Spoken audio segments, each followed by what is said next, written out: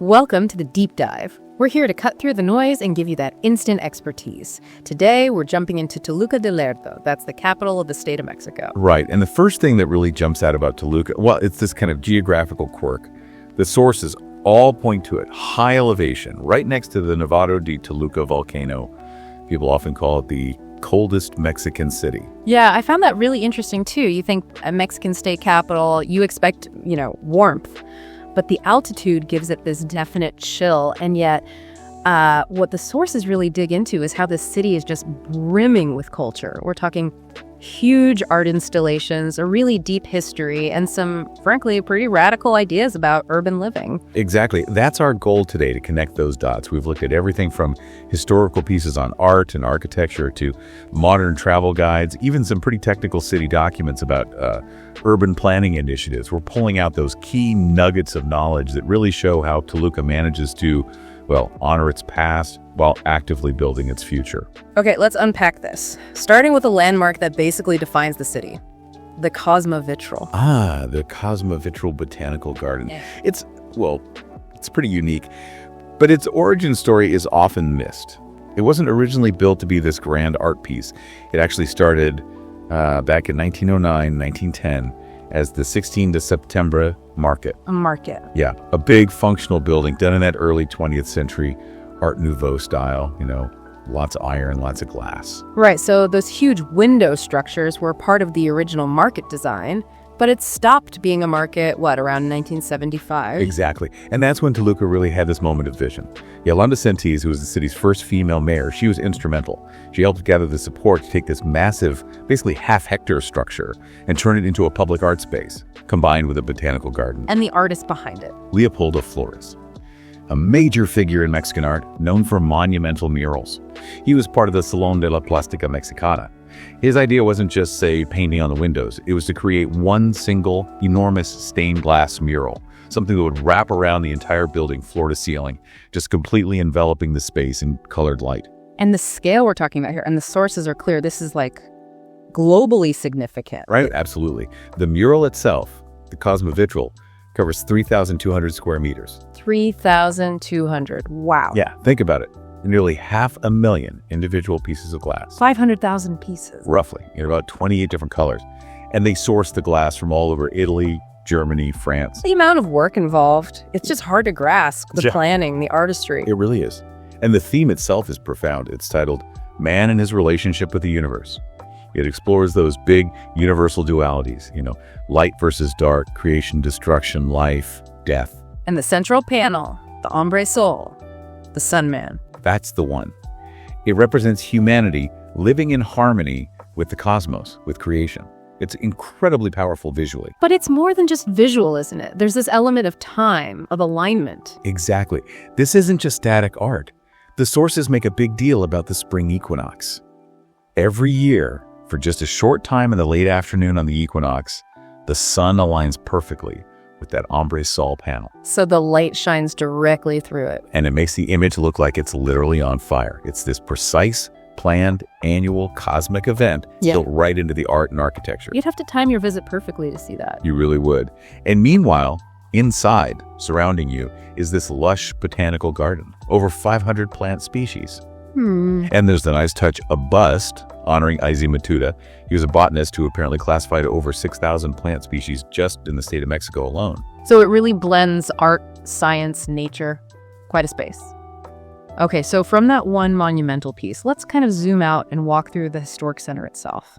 Like a lot of Mexican cities, the heart is the Zócalo, right? Or here, it's called the Plaza of the Martyrs. Right, and that name, Plaza of the Martyrs, it immediately tells you something important about the place. It's not just a pretty square. It's named for a really somber event. The execution of 100 indigenous rebels right there. It was back in October 1811, during the War of Independence. Wow. So that history really hangs in the air. It gives the place a certain weight. Definitely. It's a space with deep historical resonance, not just, a spot for tourists. And bordering that square, you've got Los Portales, the arcades. Yes. That long building with, 120 arches. That's the one. Laid out way back in 1832. And it's still the hub of commercial life, public life, for almost 2 centuries now. Yeah, the sources call it the heartbeat of the city, which feels about right. And nearby, there's the oldest museum in Toluca, The Fine Arts Museum, yeah.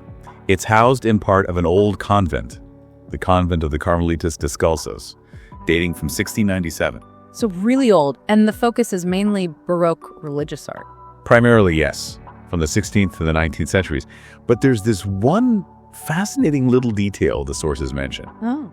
An ivory Christ sculpture, which isn't that unusual in itself, but this one apparently arrived via the Manila Galleon trade route. Get out! So, a direct link from the Philippines across the Pacific, landing eventually in this high-altitude city in central Mexico. Exactly. It's this tiny object, but it's like physical proof of how connected even inland colonial cities were to these vast global trade networks. That's amazing. So, for you, the visitor, how do you sort of experience all this history? Well, it's pretty accessible. Apparently, there are often free guided walking tours that start right from the Zocalo. They'll take you past landmarks like the Toluca Cathedral, which is neo-Gothic, and crucially, they usually stop at the historic chorizo market. Yes. You can't talk Toluca without talking chorizo.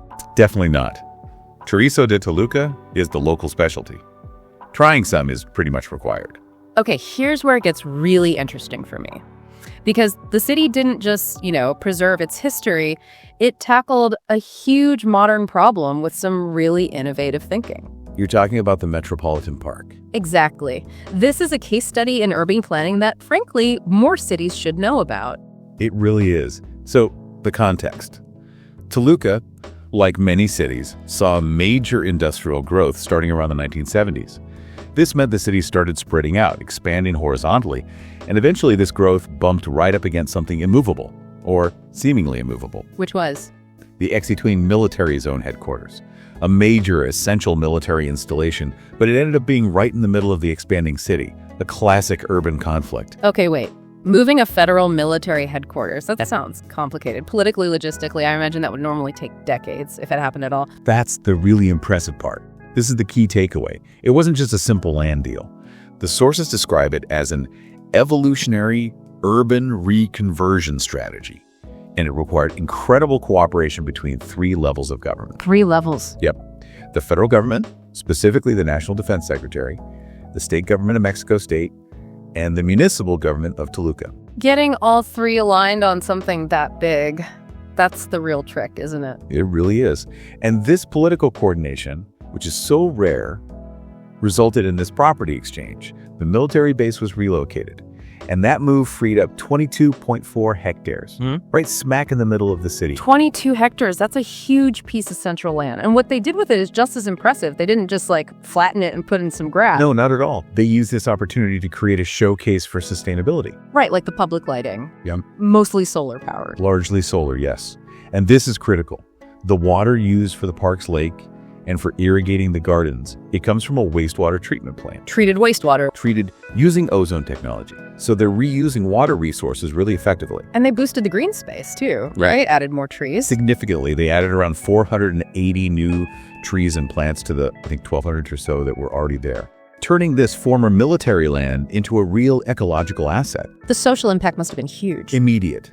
The park now gets something like 21,000 visitors a week. Wow. And it's not just passive space. They offer free group activities, yoga, juggling, Zumba, things like that. Plus cultural classes at the Institute there, dance, guitar, literature.